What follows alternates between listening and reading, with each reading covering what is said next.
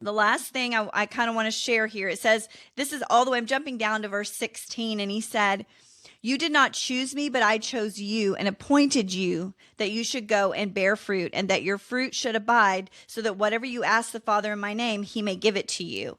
And so again, he reiterates that. And then he says, these things I command you so that you will love one another. And there's this real connection between bearing fruit and loving one another, abiding in him, his words abiding in us. These are all connected. And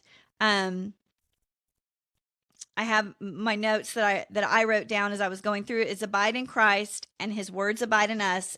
And then we also bear much fruit.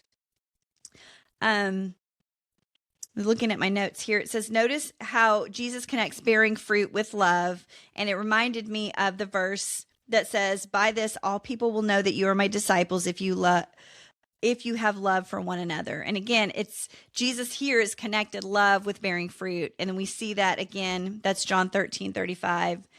And so I thought it was a neat connection. It was neat to think about. We bear fruit in Christ, but our goal is to bear much fruit. And we don't really have an option except to bear much fruit in him. That is what we are called to do. One of our resource verses is also Galatians 5:22 and 23, and that's the fruit of the Spirit. So if you're like, well, what does fruit mean? What does it mean to bear fruit? Well, it means, one, that we love others, that the fruit of the Spirit is love, joy, peace, patience, kindness, goodness, faithfulness, gentleness, self-control. And so I think it comes out in the way that we love others and the way that we act toward others.